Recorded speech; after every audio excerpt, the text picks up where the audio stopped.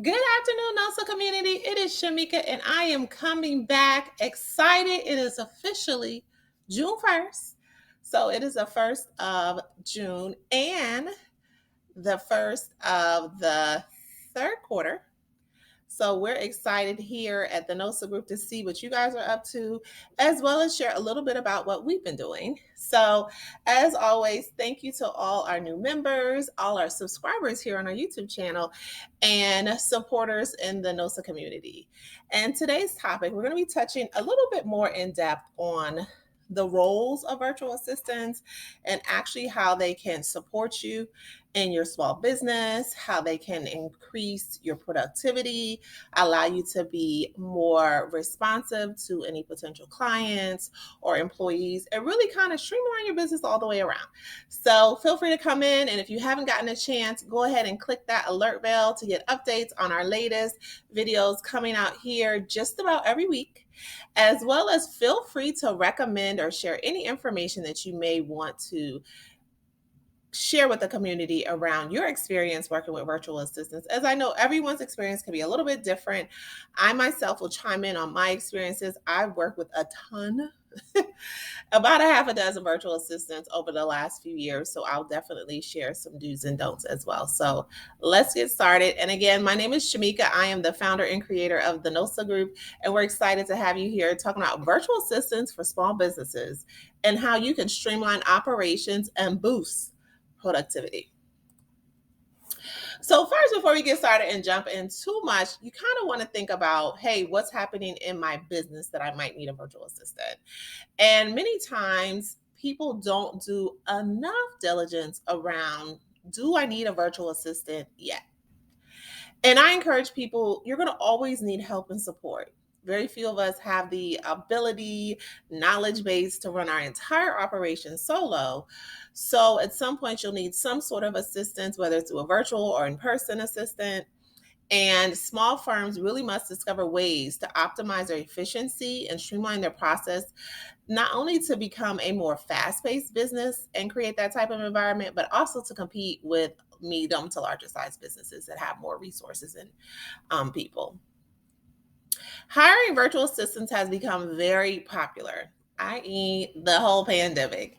And I myself wasn't even really clear in the early stages what that looks like because it's so new for me to not only run a small business, but also work with individuals at that level. So it was really key and pivotal for me to get an understanding of what does it mean to be a virtual assistant? And with that popularity came about a lot of different types of businesses and firms and individuals who are specializing in that field.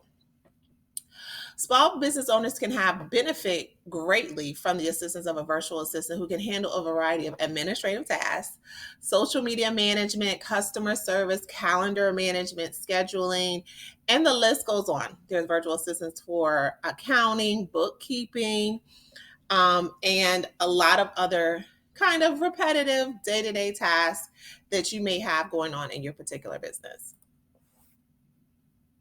So, what are virtual assistants? So, virtual assistants are remote professionals known as VAs or virtual assistants who provide a range of operational and administrative support services to your business. And this person can also operate as an executive assistant where they may provide those services to you directly. They're typically working on a contract or freelance basis and they frequently perform remote work. So the virtual piece is really key here. So for someone who hasn't done it until I owned my own business before and wasn't clear about what it is, that virtual piece really changes how you work and also how you bring that person into your organization. So if you're not someone who's savvy at working virtually, meaning Zoom meetings or Teams, or communicating well in writing, or being able to kind of bring together a team on a project where there's multiple pieces and players, that's something that I would encourage you to work on a little bit ahead of time before bringing on the virtual assistant, because those individuals are kind of set up to operate a whole office virtually. And if you're not ready to do that, you don't want to kind of bring them on board before you're ready to actually have them complete tasks for you. A virtual assistant may aid in many tasks, such as scheduling appointments, managing emails, entering data, and much, much, much more. Those are all traditional tasks, and some other roles that virtual assistants typically work with nurses include social media management, calendar management. In my particular organization, they've also done credentialing and some recruiting. I know other nurses who have had them participate in cold calling or kind of data management. They also can serve as a great resource around your LinkedIn or sales navigator or email campaign management piece. And those are typically some of the tasks that they do. And then some people also use them to handle their scheduling and then after hours calls. Due to their flexibility and expertise, it typically creates the most cost effective and efficient dynamic. They're also ideal for business owners who are looking to streamline some of the processes without hiring full time staff. So, one note as we talk about this, and I share kind of my experiences, and I encourage you guys to do the same, is just the fact that I typically, and I have done this over time, only hire virtual assistants that work part time, so 20 hours. So I'm of the mindset one, virtual assistant is like any type of entry level position. There's no say as to how long they'll stay in that position. So I would never want to have someone work with me for years and years and years, and then for whatever reason, whether it be personal or something that we may have done in the organization, they decide to leave and they leave all of that knowledge base. So I typically hire two or more people who do similar work just so that the other person, and this can even apply if the person needs to take time for sick leave or if they go out on maternity leave or family issues or any personal things, your train doesn't stop moving. So that's something to really take into consideration. I still have my virtual assistants for 40 hours, but they each individually work 20 and they're kind of working on different tasks as well as collaborating on some things. So again, as it mentions here, before hiring a virtual assistant, you must determine your company's needs. And this is so pivotal because having someone to help and then kind of having them help with a bunch of different things really isn't an effective use of a virtual assistant. You want to make sure that you've taken out the time to identify where you have the area of need for that particular person and that you've actually identified specific tasks or things that they'll be doing or assisting you with as a key part of their job. So, like as an owner, a key part of your job is like business development, sales, operations, administrative management, employee management, maybe scheduling, things of that nature. But when you add another individual, especially virtually, having specific tasks really allows you to better create a expectation as well as a place or a synergy around performance. So, what is your ideal virtual assistant doing? What do they look like? What qualities do they have? What types of experience do they have? What types of background or systems have they, have knowledge on? That's all really important before actually bringing them on board. And after you've established that criteria, you really want to begin searching for a virtual assistant. And I tell people there's a lot of different avenues to find virtual assistant. This includes some of the platforms listed here, like LinkedIn. LinkedIn is amazing. People really sleep on LinkedIn a lot more than they should. I think LinkedIn probably during the pandemic and maybe a couple of years prior really revamped, what they do from a social media standpoint of view and really created more of a community-based conversation on LinkedIn than it was when it came out so many years ago, where a lot of people primarily used it only for looking for jobs versus it kind of being a more cohesive type of platform where you can look for jobs, connect to people in your communities like we do here on YouTube and Facebook. It allows for you to establish partnerships, find out about conferences and different things happening in your community around that particular industry. Some other examples of that would also be Upwork. Fiverr, which is similar to Upwork, Freelancer, and I'll drop in the comments below some other ones that I've either used or heard other people's experience on would be TaskRabbit. And then you also want to think about some of your smaller businesses who are doing virtual assistants. So like independent contractors who run a virtual assistant business and that they're the business and they're also your virtual assistant. So those people are also have lots of communities on TikTok, LinkedIn, Facebook, Instagram. And on there, they typically kind of list out the services that they cover, their experiences, and kind of the process as far as next steps. So, and then of course, Valatam. So that's a company that I've been using for my virtual assistants. I've been happy. I've had virtual assistants over a year, and it's been going well. I'm still keeping the model, like I mentioned before, where I have at least two, kind of managing the operational side for the NOSA group. And for us, that looks like, calendar management, social media management, marketing, branding, um, presentations, things of that nature, any sort of special events that they were doing. So that's kind of their role within the organization on that part. And then, of course, the actual staffing side of the business has had virtual assistants in the roles of recruiting, compliance, not so much business development. And I'll touch on that in another video, kind of why we steered away from them doing any sort of business development. But I do know of other NOSAs who have used their virtual assistants for business development. That's not something that I've done, but it could work. There's pros and cons on it. So, but before employing a virtual assistant, you want to make sure that you carefully review their profile. So you always want to get resumes. You always going to get references are always even better. And there could be references from clients. There could be references from the company. And you also want to kind of be open to sometimes the best virtual assistant isn't always a person who has everything checked that you're looking for on their resume. So it's really important to do interviews, kind of get a feel for the person. I prefer to do Zoom interviews because literally that's as in person as we'll typically get. But that also kind of allows me to see their understanding around technology because that's kind of what we'll be using to communicate. Um, in doing interviews, you may do a group interview. So they may be interview with you and another team member. You also want to think about things as far as asking questions around like communication skills, how they handle time management and difficult situations, or if they're doing like customer service related things, difficult conversations or difficult personalities. So you want to think about those things as well.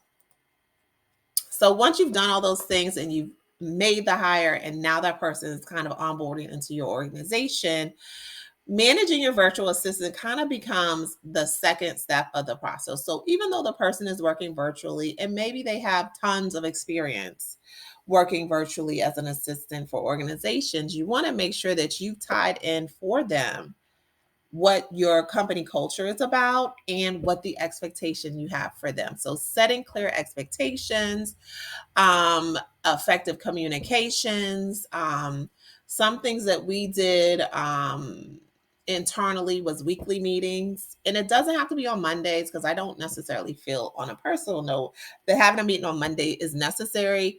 And I say that because our business runs 24/7. So you may have a virtual assistant that works for you but doesn't work a Monday through Friday 9 to 5 hours. I have virtual assistants that start work at 6 a.m. I've also worked with virtual assistants that work later into the night. So you want to be flexible as far as what your needs are. But in kind of creating that expectation, you want to make sure that you've established regular channels of communication, whether it be through platforms like Trello and Monday, Google or Microsoft 365 or Slack or all those different types of platforms that kind of operate as kind of a team project management platform. You want to create an opportunity for them to be able to get to you quickly. So instant messaging, email. I'm big on email. I do a little bit of instant messaging, but you want to have platforms like some people have, WhatsApps or group chats or different things where people can all kind of come together, for a virtual huddle, Zoom sessions. So things like that. You want to include and or access your project management tools. So if you're working on projects that are things that'll take time, so like a recruitment strategy or a marketing strategy, you want to kind of create a place where ideas and back and forth conversations just around that particular topic can happen. Great tools that do that are like Notion. I think Monday has some of those features, even Trello. And a way for people to stay connected I encourage people that you want to have done pretty much all the tasks that you're asking someone else to do to allow for a realistic expectation of time. So, one way to do that is to, of course, time. How much time does it take to do different things? It doesn't take into consideration that maybe that person does them quicker, but always checking in with your people to see, hey, do you need something else to work on? Let's prioritize the day. I do a lot of checklists. I do a lot of this is kind of the view for the week. My VAs do the same thing. Hey, this is kind of what I'm working on this week based on any meetings or conversations that we have. So that kind of gives a clear expectation of how those things that they're working on funnel into any goals or objectives or projects that we're trying to meet for that particular time frame. And always set realistic deadlines. And that's kind of tricky in our business because it's so fluid and it fluctuates probably more than most of us realize.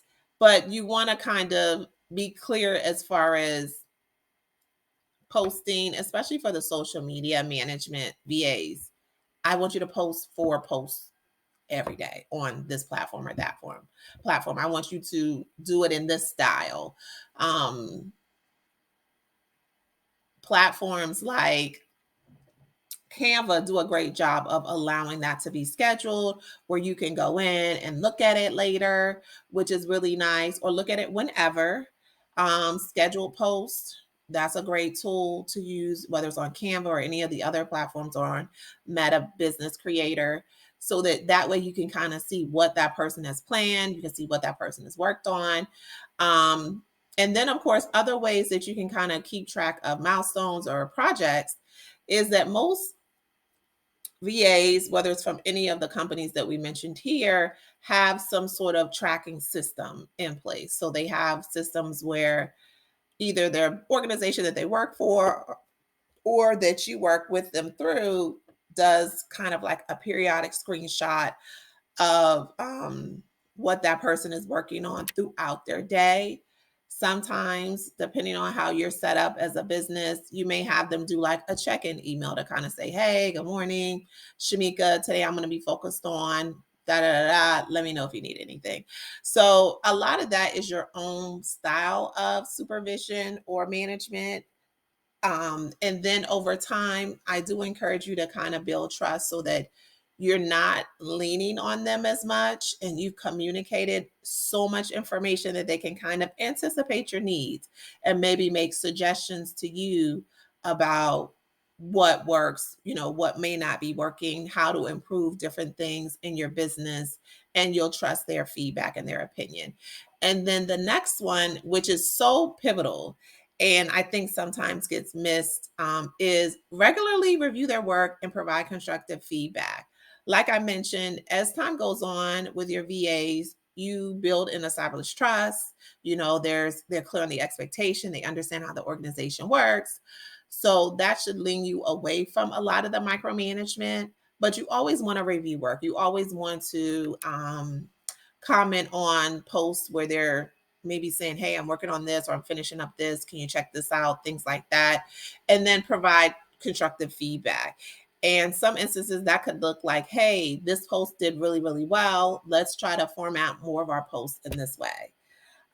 Or it could be, hey, this isn't the style that we're looking for. We want to lean more towards this. So I tell people, make sure you're always giving examples because healthcare is so unique in every way that sometimes people don't get it. So you want to give them as many tools and resources to get it and understand it and do well for your organization. Some other types of tasks are listed here, and I think we touched on a lot of this stuff. And these are places that you can start with some of your job descriptions. Um, Administrative tasks, managing email, calendar management, data entry, organizing documents, organizing folders, setting up websites, social media management, customer service. That's a big one. Handling inquiries, whether it be from employees or clients, providing support, live chat and email especially live chat has become a lot bigger of a thing that's managed through virtual assistants. And that's really key, especially if you have a website where maybe it's 11 o'clock at night or midnight and people are in court inquiring and you want someone to be able to communicate back with them. So that's definitely a big feature. And then accounting and bookkeeping, I also have virtual assistants that manage that piece for me as well. And that's invoicing, tracking expenses, organizing financials. As your business grows, having organized financials is everything. Being able to pull up, expense reports or kind of seeing how the business did over a quarter. Any sort of financials around your business or spending, having someone keep track of that and not only keep track of it, because accounting and bookkeeping also includes reconciling. So you want to make sure that they're reconciling information, expenses, payroll with invoices, business expenses with your business account. So those are also key things, and that creates a huge relief when we go into tax time, or if you're trying to do any sort of special project, or if you're looking to get a loan from the bank or a credit union. Having all that information, having your financials together is key. And then, of course, marketing and advertising. It could be, like I said, doing ad campaigns, creating materials in different platforms like Canva and things of that nature, analyzing market data, compiling data from different sources.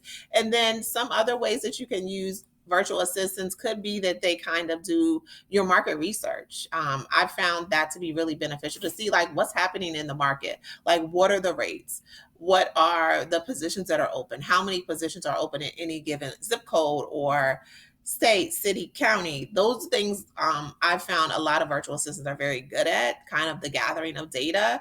So you don't want to hold them to just the areas that you have immediate need, but also incorporate them in areas that you may want to grow into so that you can have some information to work with. As always, small businesses greatly increase their operational effectiveness, reduce costs associated with overhead, and free up, I can't say this enough, free up valuable time to concentrate on core business operations. And that's primarily why we got our initial virtual assistants, and continue to have those that are with us in the organization. And by utilizing the capabilities of virtual assistants, you really allow yourself to more freely move your business into other areas. Um, you want to set yourself up for success, and creating a successful working relationship with virtual assistants really means that you want to be clear about what's expected of them. You want to keep the lines of communication open and ask for regular feedback, because these aren't people that you're going to see in person or see it for coffee or see at some point or any point, depending on how you're set up. So you want them to always feel comfortable to come to you if things are wrong or if there's any sort of miscommunication. And you want to allow for some flexibility. I tell people, I have a laissez faire type of management style, and mostly because the people that I work with thrive in that. So I'm not a big micromanager, but I am very organized. So you will see a checklist come Monday to kind of say, hey, I want you to focus on these things. You'll also see feedback on different things, because the needs of the organization can change. So I want to work with individuals that can change with that too. So if we're not focused on social media this week, but maybe we're focused on a course or a conference or something new, like if we're putting together a resource library, I need that person to be flexible enough to do that. And in identifying the person to work with, those are questions that I would ask. Kind of, how do you multitask different things? As that's a core piece of what we do here at the NOSA Group. And then, of course, building a strong working relationship based on trust and open communication is crucial as well for maximizing the value of a virtual assistant. And what makes that nice is that relationship with virtual assistants sometimes can last for years, and sometimes it can just be a short time. But to ensure that they have what they need from the experience and you get what you need, you really want to create a strong working relationship and understand that even if they're under a contract or even if they're working for another company or third party for you, everybody's life takes them in different directions. So if one day your virtual assistant is like, oh, well, I'm going back to school or I'm changing careers and they need to leave and move on, that's okay. It's imperative that you use the skills that they've developed to help you bring on the next virtual assistant. And what I've done in the times that that's happened, and it's happened quite a few times, is I have that person really focus on bringing the new person up to speed, as well as documenting what it is that they're doing. Because sometimes you start out with virtual assistants doing X, Y, and Z. And then as time goes, you kind of realize, oh, well, they're really good at these things. So let me have them do these things.